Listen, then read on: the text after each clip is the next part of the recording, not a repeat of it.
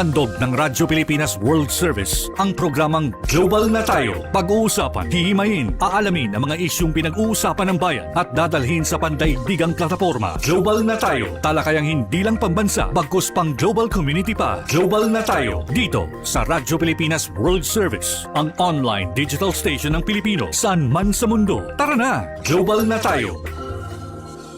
Muli po isang mapagpalang pagbati at welcome po sa isa na namang edisyon ng programang Global na Tayo.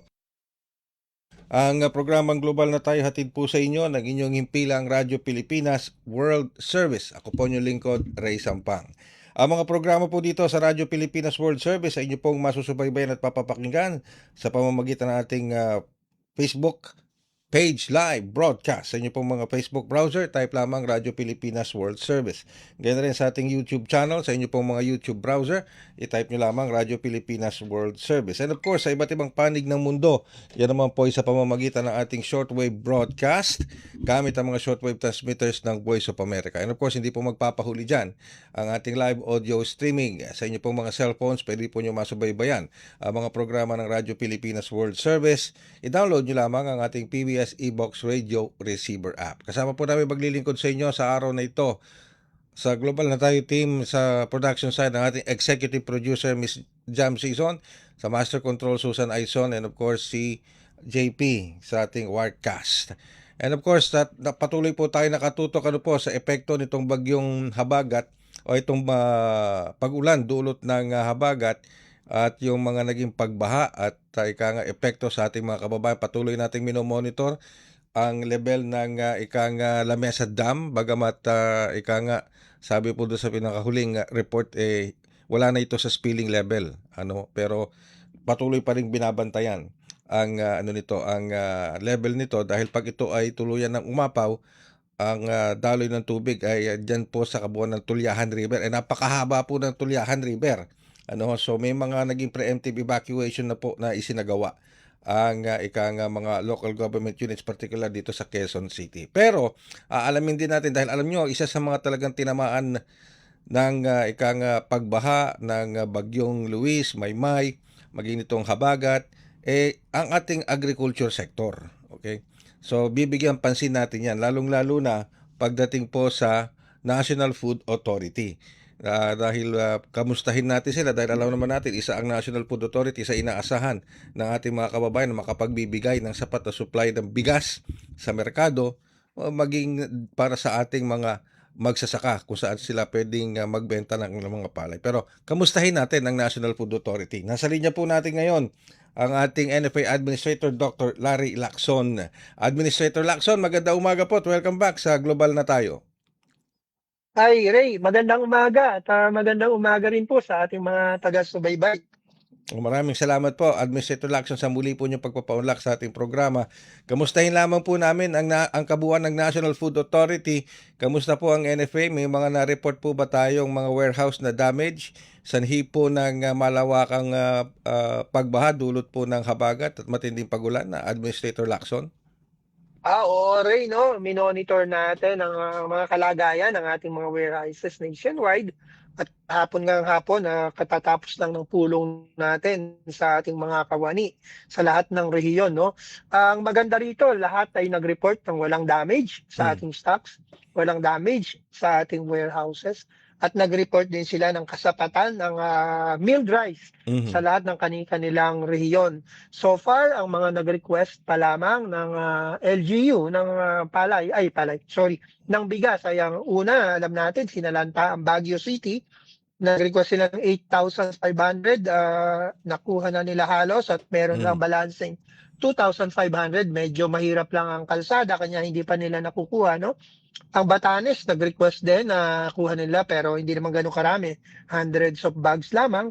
At yung province of Pampanga nag-request ng 2,000 bags, of which yun ay kayang-kayang ibigay at 66,000 bags ang ating stocks banda roon sa Region 3. So, all in all, okay ba tayo? Okay naman tayo at walang masyado pang request ang ating mga LGU. But just in case mag-request sila, handa naman tayo at tayo naman ay nasa kasagsagan din ng milling operation, no? Okay. So far, ang parte ng Mindanao, wala namang masyadong iniulat na pinsala sa, let's say, sa ulan, hindi gaano maulan doon, mainit sa ibang mga parte. At dito lamang talaga sa Region 1, Region 3, at dito nga sa NCR, tayo tinamaan, no? Pati dito sa may part ng Region 4. Alright, Administrator, pero kamusta ang may opportunity ba na makapagbenta pa o makapamili pa ang NFA sa ating mga magsasaka sa ganitong klaseng sitwasyon? Sa ngayon, Ray, wala pang masyadong ani, pauntik-utik lang, ika nga, bandang Mindanao, no? Onti-onti lang ito, mga palusot lang to na tawag natin, no? Nakalusot sa parang off-season.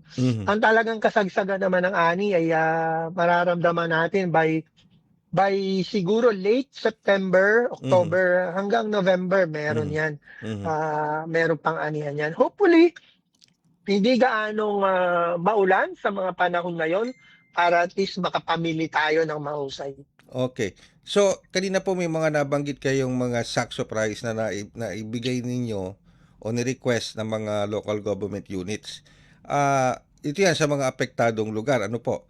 Pero doon sa mga hindi apektadong lugar, let's say nabanggit po nyo Mindanao, medyo mainit, maski sa ilang bahagi ng Visayas, tuloy-tuloy pa rin po ba itong pagbebenta ng NFA, lalo na dito sa murang bigas? Tama po yan. Tuloy-tuloy naman po ang ating supply sa Food Terminal Incorporated sa programa ng Department of Agriculture ng pamahalaan na Benteng Bigas Mera. Tuloy-tuloy po tayo dyan.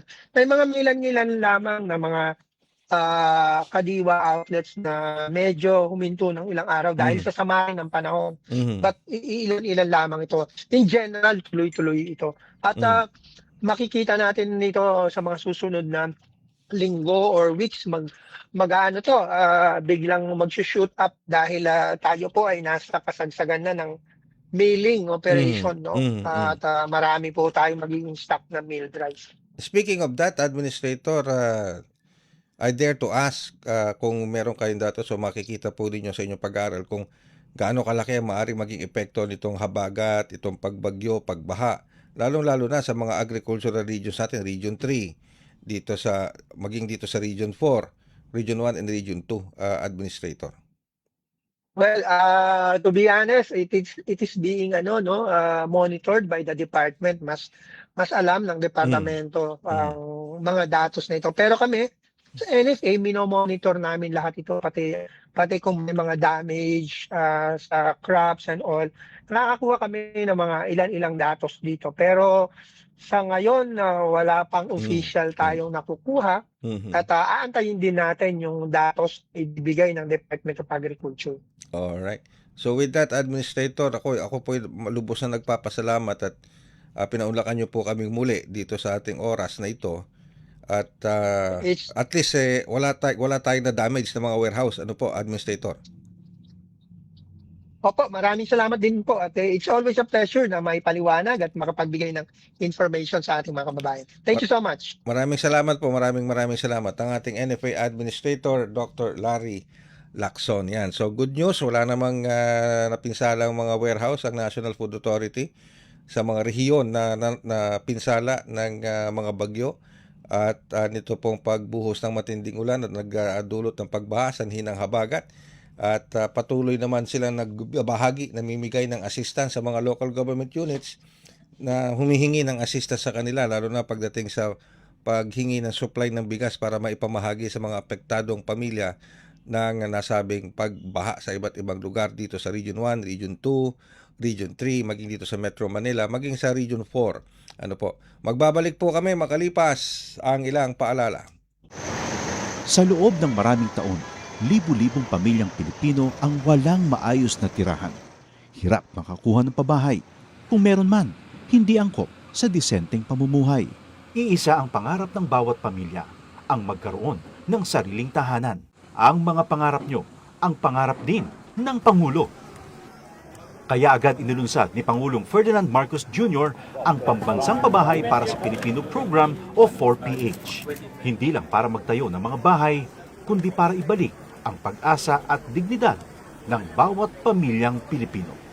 Noong nakaraang linggo, binalikan ng Pangulo ang ilan sa mga housing projects sa Pampanga para tiyakin na ang bawat pamilya may tunay na pagkakataong magkaroon ng sariling tirahan at ang bawat tahanan, ligtas at dekalidad. Nakakatuwa makita mo na mas maginhawa at mas maganda ang buhay ng ating mga kababayan. Dagdag pa ni Secretary Jose Ramon Aliling ng Department of Human Settlements and Urban Development. Ngayon, lahat po ng modalities. Nandiyan po yung horizontal, house and lot. Ang dignidad ng pamilya ay, lalo na ang Pilipinong pamilya, ay pag nagkaroon siya ng sarili niyang bahay. Kwento ng mga residente, dahil sa mababang interes sa pabahay, naging mas abot kaya ito para sa kanila. Ibinaba kasi ng gobyerno sa 1 to 3% ang subsidized interest rate para sa mga kwalipikadong benepisyaryo ng socialized housing project, aninsunod pa rin sa utos ng Pangulo. Yung mga kulang na bahay ay kagawa natin ng paraan upang lahat ng nangangailangan ng pabahay ay gagawin natin. Sa buong bansa, tuloy-tuloy ang trabaho. Isa-isang inaayos sa mga bagay na magpapagaan sa buhay ng mga Pilipino. Kasama na rito ang disente at sariling tirahan na hindi lang pangarap, kundi tahanang nabubuksan para sa bawat Pilipino. Mabilis ang trivia, dagdag talino. Heto na ang Dagling Kaalaman. Alam nyo ba, kahit napakalakas ng isang bagyo, may partitong tahimik at kalmado. Ito ang tinatawag na mata ng bagyo.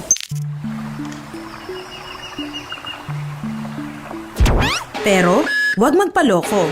Pagkatapos ng mata, susunod ang eyewall, kung saan nararanasan ang pinakamalakas na hangin at ulan na kayang magdulot ng matinding pinsala. Kaya tandaan, kapag biglang tumahimik sa gitna ng bagyo, hindi pa tapos ang panganib. Kaunting kaalaman na malaking dagdag talino. Abangan muli ang susunod na Dagling Kaalaman. Global na tayo. Global na tayo. Kasama si Ray Sampa. Dito sa Radyo Pilipinas World Service. 7.4 na lindol tumama po sa bansang Colombia.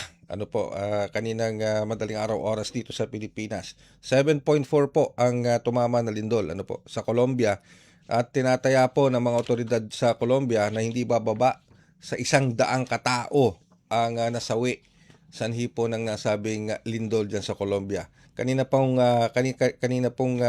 umaga yan na pagtaya pa lamang dyan sa kaninang sa oras sa Colombia. So inaasahan pa ho ng mga Colombian authorities na maaari pang tumaas ang nasabing bilang.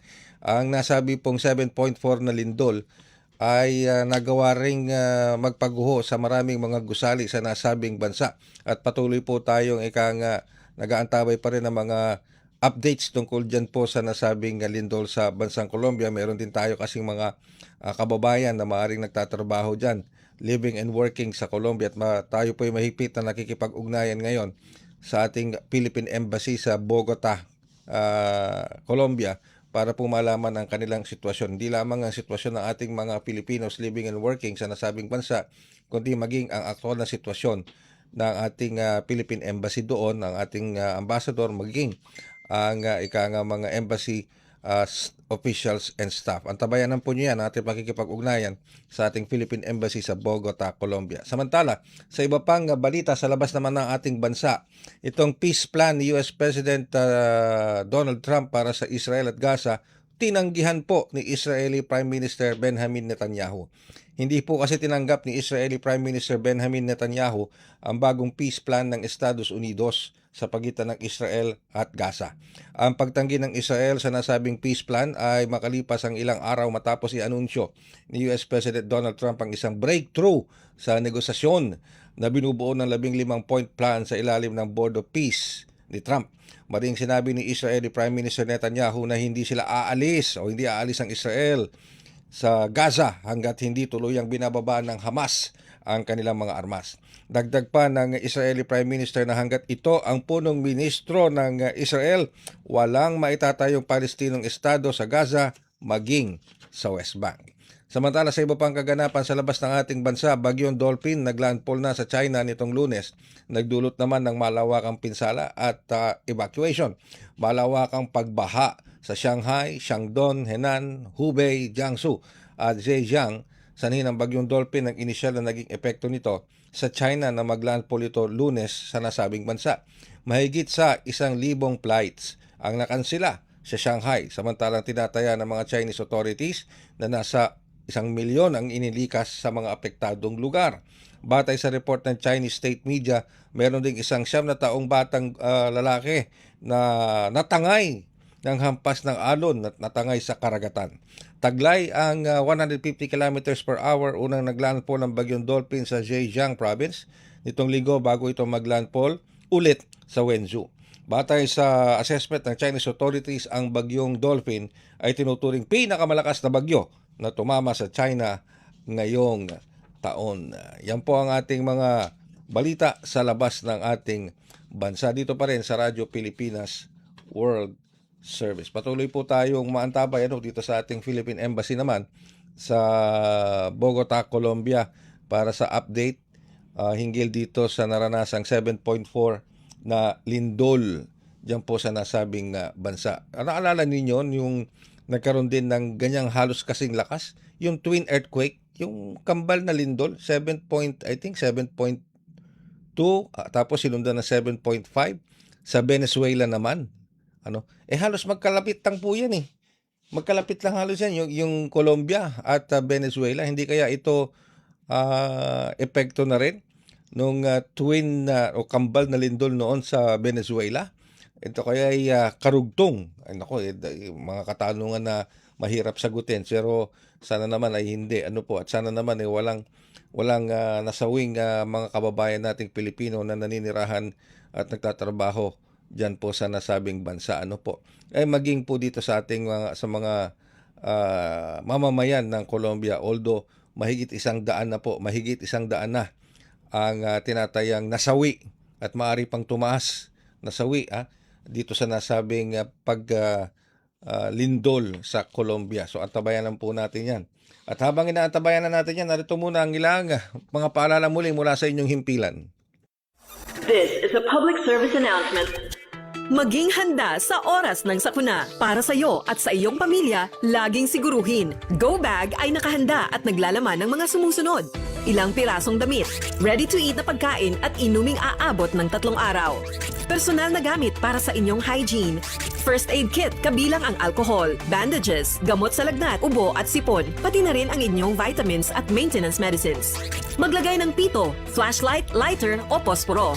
Huwag kalimutan ang mga charger o power bank. At higit sa lahat, isama ang mga importanteng gamit gaya ng inyong mga legal na dokumento, IDs, ATM o passbook, insurance at iba pa. This is a public service announcement. Public service announcement From PBS, Presidential Broadcast Service, and Radyo Pilipinas. Global na tayo! Global na tayo! Kasama si Ray Sampag dito sa Radyo Pilipinas World Service.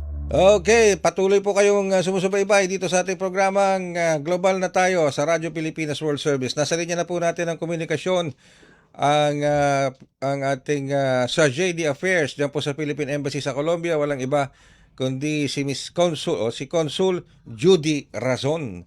Ayan. Consul Judy Razon, magandang araw po mula dito sa Pilipinas. Magandang araw po, sir, sa lahat po ng mga sumusubaybay sa Radyo Pilipinas World Service. Thank you very much po, Consul Judy, sa pagpapaunlak po ninyo sa amin. Ma'am, napatawag po kami upang unang-una kamustahin po kayo dyan sa ating Philippine Embassy sa Colombia, ating mga opisyal at ang ating mga staff, maging ang ating mga kababayang Pilipino na nagtatrabaho at naninirahan sapagkat tumama ang 7.4 na lindol sa Colombia at ayon po sa mga Colombian authorities, mahigit sa hindi bababa sa 100 ang naitala ng nasawi sanhi po ng nasabing lindol. Kamusta po kayo dyan sa Colombia, ma'am?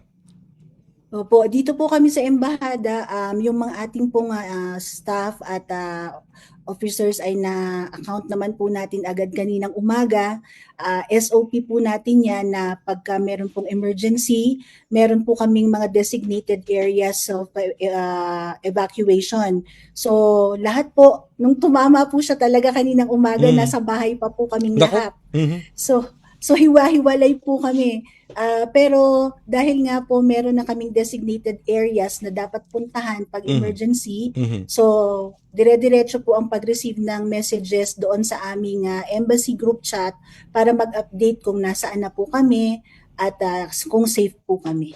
Alright. Ma'am, Consul, anong oras tumama dyan sa Colombia, yung lindol? Anong oras naramdaman? Alas 7:34 po ng umaga. Alas 7:34. So, anong mga madaling araw o tama? Madaling araw dito sa Pilipinas, tama po ba?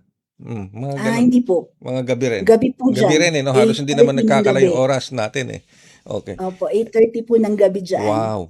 Gabi. Mhm. So, marami sigurong nasa bahay pa, mga tahanan, nagpapahinga na nung tumama yung lindol.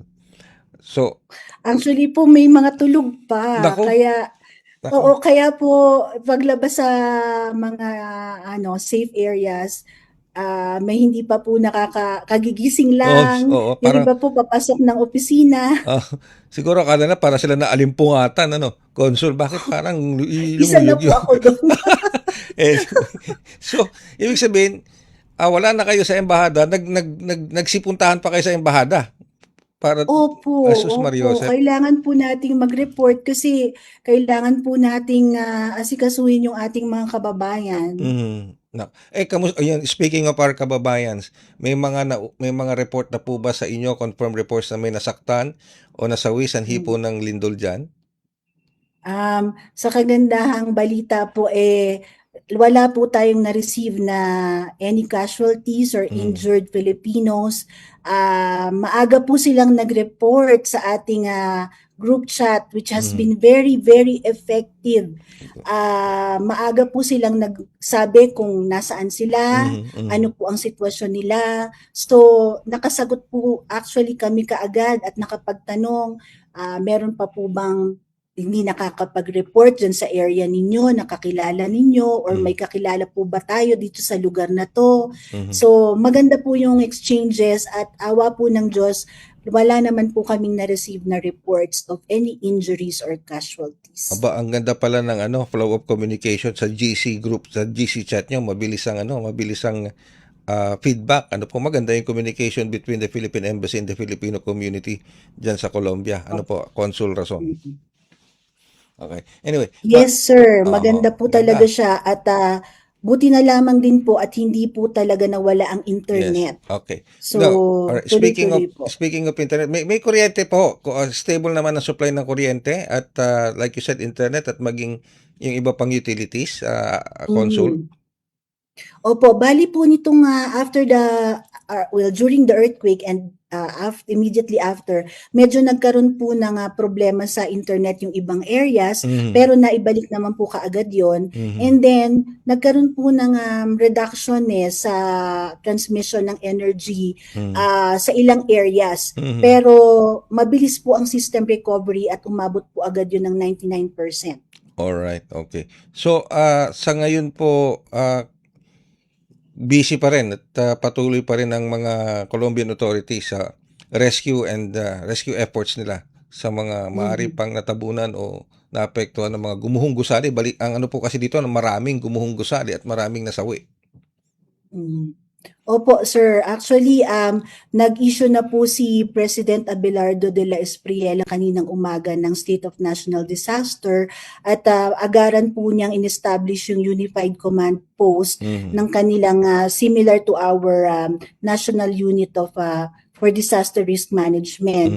At nag-deploy na po sila ng mga personnel para sa search and rescue efforts. Lalong-lalo na po doon sa Cali kung saan marami po talagang bumagsak na mga buildings at sa Coffee Region area po. Matanong ko lamang po, Consul, saan ba ang napabalita o na-report na epicenter nung 7.4 na lindol sa Colombia? Opo, ang epicenter po ay sa may San Jose del Palmar sa Choco, which is actually ang distance po niyan sa atin dito sa Bogota is about 240 kilometers. Tapos naapektuhan din po yung lugar ng Valle del Cauca at meron din po dun sa coffee area po talaga ng Manizales at Pereira. Pero siguro mga dalawang question na lang, Consul, alam kung may nakaschedule kang meeting today. Pero kasi di ba recently nagkaroon din ng lindol sa Venezuela, yung twin earthquakes. Tama po ba? 7.4, 7.2 and 7.5. Pero under din ba ng jurisdiction ng Philippine Embassy diyan sa Colombia ang Venezuela? O malayo ang Yes, distansya? sir. Yes, sir. Under nyo Under rin. din po sa amin yun. Mhm. Na-interview niyo rin po kami tungkol doon, Yes, sir. yes. Kaya nga naalala ko, sabi ko, teka, magkalapit lang to. Nasa jurisdiction ng Colombia to. Hindi gaano kalayuan ito. Pero sa ano, so iniisip ko kasi baka hindi kaya ito part 2 nung twin earthquake sa Venezuela. Sana naman po hindi, sir. Pero actually nag-communicate din po kami sa ibang areas of jurisdiction natin like Venezuela and Ecuador. Okay po sila sa Venezuela, sa Ecuador po naramdaman lang daw po sa ibang part ng Quito, which is the capital of Ecuador, pero hindi naman pa daw po malakas. Alright. So, panghuli po, mga ilang Filipinos po ba living and working sa Colombia ang nasa registry ng ating Philippine Embassy? So sa ngayon po, dahil po sa nangyaring event, nadagdagan po yung ating database. Ngayon po ay meron na tayong 119 recorded Filipinos in Colombia. Wow, 119. And all of them are safe. Yun ang importante din. Yes, sir. Safe Yes, din sir. kayo dyan at ang mga ating Philippine Embassy officials and staff. With that, thank you very much po, Consul Judy Razon, sa oras na pinagkaloob nyo sa amin dito sa Radyo Pilipinas World Service. Thank you so much. Maraming salamat din po sa inyong pagpaunlak para magbigay po kami ng update sa ating mga kababayan dyan sa Pilipinas. Salamat po. Salamat po. Ang ating Chargé d'Affaires ng Philippine Embassy sa Colombia, Consul Judy Razon. Ayan pong magandang balita. Wala pong naitalang Filipinong nasaktan o nasawi sanhi ng 7.4 na lindol na tumama dyan sa Colombia, kung saan ang epicenter ay nasa San Jose del Palmar. Hindi ko na maalala yung ano, pero San Jose del Palmar ang epicenter. At patuloy pa rin nakamonitor dyan ang ating Philippine Embassy sa Colombia para sa kaligtasan at kalalagayan ng ating mga Pilipino na nagtatrabaho at naninirahan sa Colombia. Meron pong 119 ayon po sa panayam natin kay Consul Judy Razon, ang Chargé d'Affaires ng Philippine Embassy sa Colombia. We have 119 Filipinos living and working in Colombia, and all of them are safe. Ayan, sabi po ng ating embahada. Na mabilis po kasi yung naging response ng ating Filipino community dun sa kanilang GC chat, no, na nag-report kagad sila na sila ay nasa mabuting kalagayan. Gayun din, kasi ang Philippine Embassy sa Colombia, under ng Philippine Embassy sa Colombia, ng kanyang jurisdiction, yung Venezuela at saka yung Ecuador. Okay? So, naramdaman din sa Ecuador, siguro yung mas mababa intensity, pero naramdaman din sa Venezuela, under din nila yan, under ng jurisdiction din yan ng Philippine Embassy sa Colombia. Pero ayon pa rin po sa report ng Colombia, Philippine Embassy sa Colombia, wala rin pong nasaktan o naapektuhan ng mga Pilipino sa mga kalapit na bansa ng Colombia tulad ng Venezuela at ng Ecuador. Ayan. Magbabalik po ang inyong himpilan, makalipas pa rin ang ilang paalala. Garantisadong solusyon at aksyon ang handog sa iyo ng bagong Pilipinas Presidential Action Center. Sundin lang ang mga sumusunod para makakuha ng appointment. Para sa wala pang eGov.ph app account, panoorin ang video para malaman kung paano gumawa ng account. Kung meron ng account sa eGov.ph app, mag-login dito. Saka hanapin ang online registration tab para sa bagong Pilipinas Presidential Action Center. Pindutin ito para makita ang available na government services. Piliin ang serbisyo na iyong kailangan mula sa listahan. I-upload ang requirements ng serbisyong kailangan mo. Pumili ng petsa at oras kung kailan nais pumunta sa bagong Pilipinas Presidential Action Center. I-submit na ang iyong application at bigyan ng pagkakataon na ma-review ang iyong isinumiting requirements. Hintayin ang QR code para sa kumpirmasyon ng iyong schedule. Makakatanggap ka ng text message para malaman kung naaprubahan ito. Sakaling hindi ito maaprubahan, makakatanggap ka rin ng text message para ipaalam ang kulang na requirements sa kasubukang mag-register ulit. Kung nakatanggap na ng kumpirmasyon, maaari nang pumunta sa bagong Pilipinas Presidential Action Center sa napiling schedule, dala ang QR code at ang mga isinumiteng requirements. Huwag kalimutang dumating sa itinakdang araw at oras ng iyong appointment. Pinapaalala rin na siguruhing may kumpirmadong schedule bago pumunta sa Bagong Pilipinas Presidential Action Center para maiwasang magpabalik-balik. Simple at user-friendly ang pagpapa-appointment dito, kaya wag nang mangamba dahil sa Bagong Pilipinas Presidential Action Center, tulong ay abot kamay na. Itinuloy na po natin ang zero balance billing. Libre po. Ibig sabihin, ang serbisyo sa basic accommodation sa ating mga DOH na ospital, wala nang babayaran ang pasyente. Po, ang dami pong challenge, hindi po namin alam kung saan namin kukunin, ganon, nag-iisip kung paano namin mababayaran. Siyempre po, masayang-masaya, super saya po dahil na zero billing po kami. Opo, malaking ano po talaga, malaking tulong po. Mabilis lang din po. Bayad na ang bill ninyo. Uulitin ko, wala nang kailangan bayaran ng pasyente basta sa DOH Hospital dahil bayad na po ang bill ninyo. Naiyak ako kasi sobrang saya. Maraming salamat po, Mr. President Bongbong Marcos Jr. Hindi kami nagkamali ng taong ihinalal. It's a public service announcement. Discipline is the key.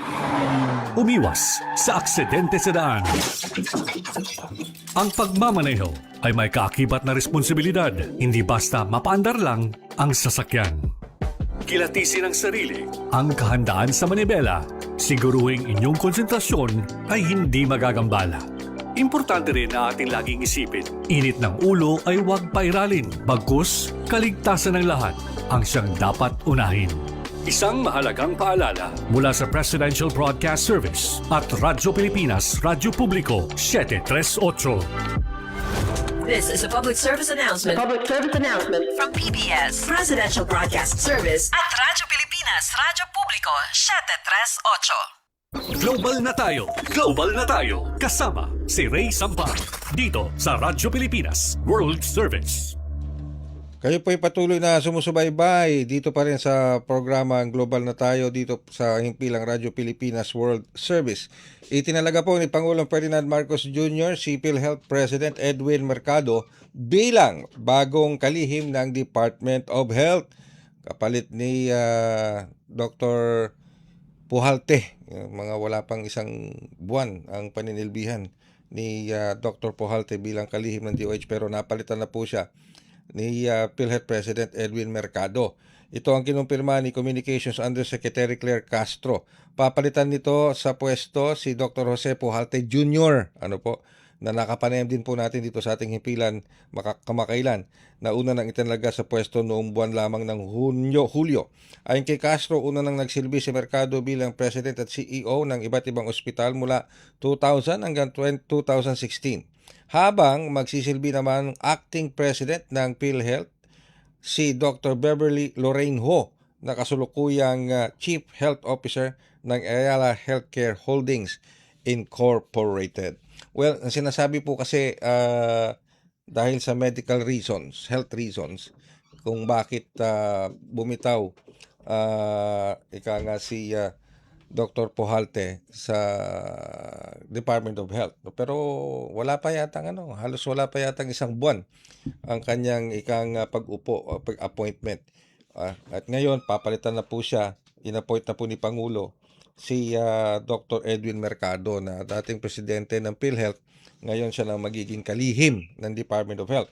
Samantala, papalitan naman papalitan naman ni Dr. Beverly Lorraine Ho si Dr. Mercado bilang acting president ng PhilHealth. Samantala, nasa linya naman po natin ng komunikasyon ako. I'm very, very so honored to have her again dito sa ating programa for so long. Matagal ko na rin hindi nakakausap itong ating former DOH Secretary Esperanza Cabral. Magandang umaga po, Secretary Cabral. Si Ray Sampang po ito. I do hope you still remember me. Magandang umaga po, Secretary Cabral.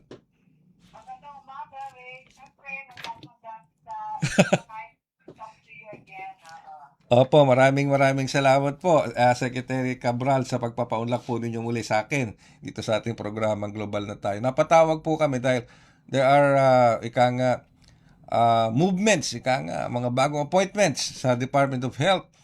Si Dr. Edwin Mercado na dating presidente ng PhilHealth ang siyang tinalaga ngayon ni Pangulong Ferdinand Marcos Jr. bilang secretary ng Kagawaran ng Kalusugan, that which you once led.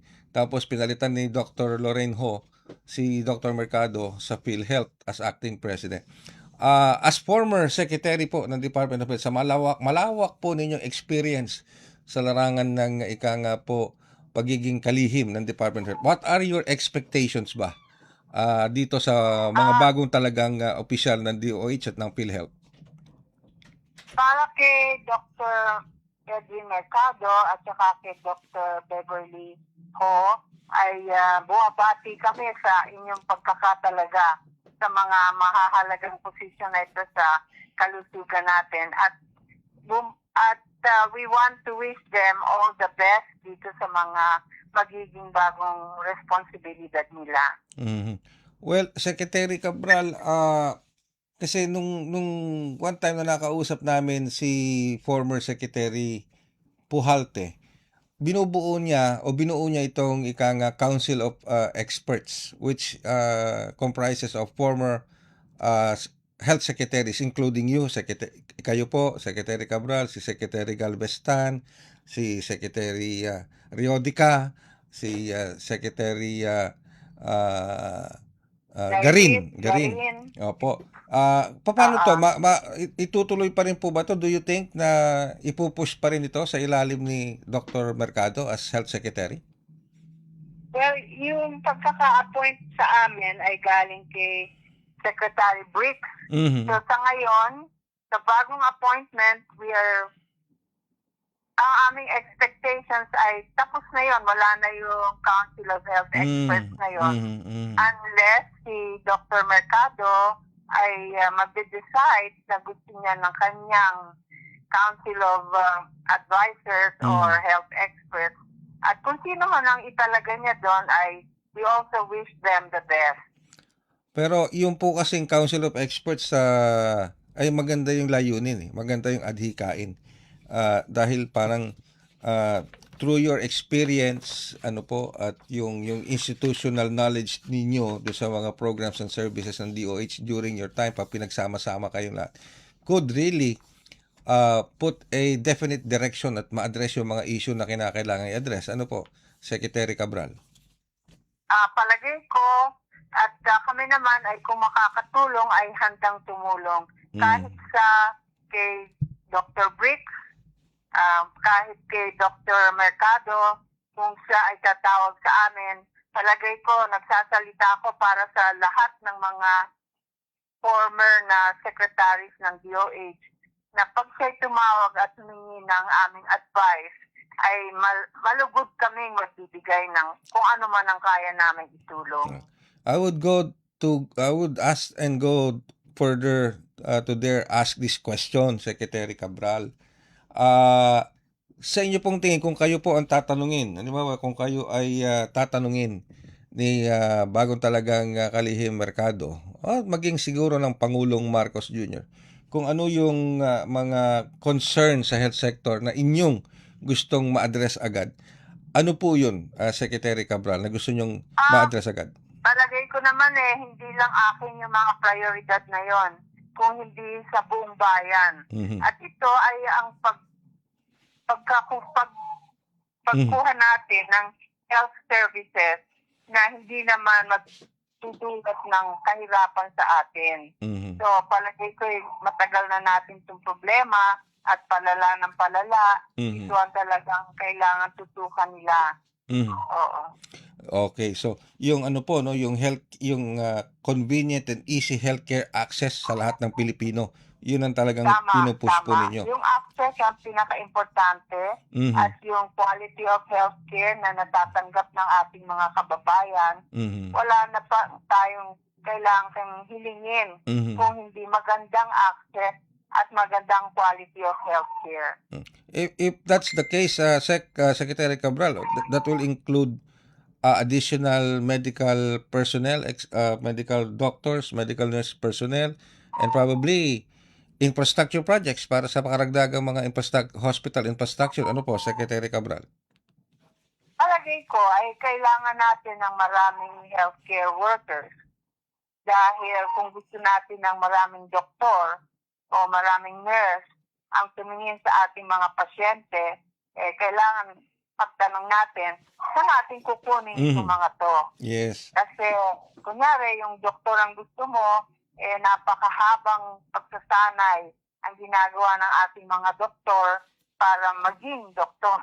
Yes. So, mahirap talaga yung supply natin ng mga manggagamot. Opo. Especially pag pinag-usapan yung mga ano po, no, Secretary Cabral, yung mga doctors to the barrio, yung para maka-receive ng medical health care, yung mga kababayan natin na sa mga liblib na lugar ng ating bansa. Kung konti lang ang mga doctors to the barrio, ang palagay ko sa ngayon ay, kunyari, dun sa mga karamihan ng graduates ng medical school dito sa atin, meron pang ilan dyan na nag-a-apply na hindi natatanggap. So, kung ano man ang dahilan, kung ito man ay sa kakulangan ng pondo o sa kakulangan ng qualifications, hindi natin alam. Pero sana nga ay mapalago itong doctors to the barrios. Ang isang alternatibo dito ay yung mga local government units. Kailangan ay gawin nilang attractive yung mga positions ng rural health physician, ng mga municipal health officers, para dito sa mga doktor na kunyari ay bagong graduate at gusto magserbisyo, para hindi na kailangan yung doctors to the barrios. Yes. Kasi ang dahilan kung bakit meron tayong doctors to the barrios ay maraming munisipyo ay walang doktor. Yes. Totoo. Maraming dahilan kung bakit ganon. Pwedeng walang pondo. Pwede rin naman ayaw ng doktor doon kasi masyadong malayo. Pwedeng ayaw niya dahil may mga pamilya siya, kailangan niyang paaralin, walang eskweleng mahusay, kung ano-ano. So, kailangan ay mag-establish tayo ng ecosystem kung saan magiging masaya yung mga manggagamot at ibang healthcare workers kung saan man sila mapa-assign. Well, okay. At sana nga po, yan ay isa sa mga matutukan ni bagong talagang DOH Secretary Edwin Mercado. No? Well, we wish them the best kasi hindi na mahaba ang kanilang panahon. Konti na lang. So, we have to treat all of these things with urgency. Kung ano yung pwede natin gawin ngayon, ay gawin na natin. Yung mga kailangan ng mga mahabang panahon para matupad, mag-umpisa na tayo magplano, mag-lay down ng policies para magtuloy-tuloy na to. And I do hope, Secretary Cabral, na ituloy niya talaga itong Council of Experts because malaking bagay po ito. Malaking bagay yung institutional wisdom and institutional experience po na maibibigay ninyo sa kanya kasama ng iba pang former health secretaries para tuluyan ng ma-address at maisulong ang mga tama at dapat na mga serbisyo para sa kagawaran ng kalusugan, para sa benepisyo ng ating publiko. With that, Secretary, maraming salamat. It's nice to hear your voice again. Salamat po. Salamat po. Andre. Magandang umaga sa inyo lahat.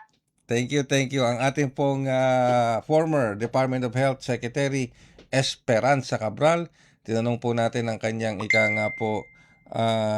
reaction dito sa bagong mga talagang opisyal na Department of Health sa katauhan ni Dr. Edwin Mercado na nagsilbi ring presidente ng PhilHealth at ngayon ay bagong kalihim na ng DOH at of course si Dr. Beverly Ho na kapalit naman ni Dr. Edwin Mercado na siyang tatayong acting PhilHealth President. Magbabalik po kami makalipas ang ilang paalala. Itinuloy na po natin ang zero balance billing. Libre po. Ibig sabihin, ang serbisyo sa basic accommodation sa ating mga DOH na ospital, wala nang babayaran ang pasyente. Ang dami pong challenge, hindi po namin alam kung saan namin kukunin, ganon, nag-iisip kung paano namin mababayaran. Siyempre po, masayang-masaya, super saya po dahil na zero billing po kami. Opo, malaking po talaga, malaking tulong po. Mabilis lang din po. Bayad na ang bill ninyo. Uulitin ko, wala nang kailangan bayaran ng pasyente basta sa DOH Hospital dahil bayad na po ang bill ninyo. Naiyak ako kasi sobrang saya. Maraming salamat po, Mr. President Bongbong Marcos Jr. Hindi kami nagkamali ng taong ihinalal. Paliwanag mo sa tao na hindi totoo yan. Dahil ang totoo, yung totoo ang dapat ninyong malaman. Nagkalat sa internet ang fake news o mali at fake news. Tinatapon niyo yung tao. What they are doing is creating panic. We say no. Yung pagkalat ng fake news. And some of it's dangerous. Sana iwasan po natin pag-spread ng fake news. At di magpapakalat ng disinformation at misinformation ang kasulukuyang administrasyon. Stop telling us fake news because you're wrong. Para sa totoo at mapagkakatiwalaang mga balita at impormasyon, Radyo Pilipinas. Time to celebrate kulturang Pinoy, tradisyon, musika, sining, literatura at iba pa. Anything and everything fun and Filipino. Ito ang Pinoy Kultura. Naaalala niyo pa ba ang mga katagang ito? Amoy pares, amoy araw. Ano ba yan? Puro sugat ka na naman! Bakit wala na naman kapares yung tsinelas mo? Ang dungis mo! Ma! Tama na! Ayos lang, di ba? Masaya naman tayo naglalaro sa kalye ng sipa, patintero, agawang base, habulan, jolen, trumpo, text, at marami pang iba. Some Filipino games just show how creative we are. All we need are players and nothing else. Ang saya balikan ng ating kabataan. Kain, tulog, laro, laro, at laro. O ano, game na? Pagkabilang kong 3, nakatago na kayo! Yan ang Pinoy Kultura because our culture is cool. Global na tayo! Global na tayo! Kasama si Ray Sampa dito sa Radyo Pilipinas World Service. Alright, kayo po ay sumusubaybay na sa mga huling bahagi na ating programang Global na tayo dito sa Radyo Pilipinas World Service. Okay, update lang dun sa mga sumusubaybay sa Marikina River. Yan, yung level ng Marikina River. As of 7:20 a.m., ayon po sa Marikina River Monitoring, ang Marikina level po ay 14.8 meters. So nasa normal na tong level. Nasa normal na level na ang Marikina River. 14.8 meters. Yan. As of 7:20 a.m. yan. Baka mamaya mas mababa pa ngayon. Dahil medyo sa awa ng Diyos, medyo humuhupa na yung pagbuhos ng mga matinding pag-ulan. Pero mukhang meron pa rin at mamaya mararamdaman pa rin tayo sa iba't ibang mga lugar. Particularly dito sa Region 1 at Region 2. So bantayan niyo yan pag merong mga tinatawag na mga alerts sa inyong mga cellphone, no? Kung may yellow alert, orange alert. Pero sa ngayon medyo nakikita ko na lumiliwanag na yung kalangitan at sumilip na ang maliwanag na kalangitan. And I hope kahit papaano magpatuloy na po yan. Magpatuloy na, okay? So siguro sapat na yung mga level ng tubig sa ating mga dam, lalo na dyan sa Lamesa Dam, kasi kaninang madaling araw medyo umapaw na yung Lamesa Dam, nag-spill over na siya, pero maagap naman po ang ating mga otoridad, lalong-lalo na doon sa mga local government units, sa mga barangay na daraanan ng sobrang tubig na umapaw sa Lamesa Dam through dadaan sa Tulyahan River. Yung mga barangay na dadaanan niya. Napakahaba po kasi niyan yung Tulyahan River. Ang alam ko hanggang hanggang Malabon, di ba? Yung Tulyahan River. Tapos dire-diretso yan. Dito yan, dadaan yan sa Quezon City. Dadaan yan Quezon City. Okay? Hanggang dyan sa may Araneta, dumadaan yan. Doon sa may Araneta. Dire-diretso yan. Hanggang doon, pababa pa yan. So marami pong dadaanan yung tubig na manggagaling sa Lamesa Dam once na yan ay mag-overflow. So sa ngayon po, wala na po siya sa spilling level. That's good news. Ayan, magandang balita yan. At ulitin ko, yung sa Marikina River, nasa normal na po. Normal level na ang Marikina River as of 7:20, nasa 14.8. And sana bumaba pa ito as the day goes on. Alright, sige. Pero paalala, marami pa rin tayong mga lugar na baha pa rin. Marami pa rin tayong mga lugar na binaha at patuloy na nakararanas ng pagbaha. Okay, dahil meron pa rin tayong ilang mga regions na dito sa Region 1 at Region 2. Marami na nga po tayong mga local government units na nag-declare ng state of calamity. Dagupan, nag-declare na ng state of calamity. Ang Cavite, nag-declare na rin ng state of calamity. Imus, Cavite, nag-declare na ng state of calamity. Ayan. Okay, so marami pa hong maaaring sumunod na mag-declare ng calamity sanhi ng epekto ng pag-ulan dala ng habagat. At sa pamamagitan po niyan, kami po ay magpipinid na ng isa pang edisyon ng programang Global na Tayo. Sa ngalan po ng ating Global na Tayo team, sa ating pong Master Control, si Ms. Susan Aizon, sa Warka, si Hero Lucero, at si JP Lumontad. Yan. At ang ating executive producer, si Ms. Jam Season. Thank you very much sa ating executive producer. Muli ko nakausap ang matagal ko nang nakapanayam noon panahon ni dating Pangulong Gloria Macapagal Arroyo. Ano pa yon? Ewan ko, natatanda pa natin, Susan. Radyo ng Bayan pa tayo noon. Radyo ng Bayan. Oo. At meron pang noon, DCRM. Yan, yung radio magazine. Si Secretary Esperanza Cabral. Ayan, okay. Alright, at maraming salamat din po sa inyong lahat na patuloy na sumusubaybay dito sa ating programang Global na Tayo. Antabayanan po ang iba pa nating mga programang nakalatag sa inyo sa buong araw na ito dito sa Radyo Pilipinas World Service. Ingat po tayong lahat. Maraming salamat and God bless. Handog ng Radyo Pilipinas World Service ang programang Global na Tayo. Pag-uusapan, hihimayin, aalamin ang mga isyung pinag-uusapan ng bayan at dadalhin sa pandaigdigang plataforma. Global na Tayo, talakayang hindi lang pambansa, bagkus pang global community pa. Global na Tayo, dito sa Radyo Pilipinas World Service, ang online digital station ng Pilipino saan man sa mundo. Tara na, Global na Tayo.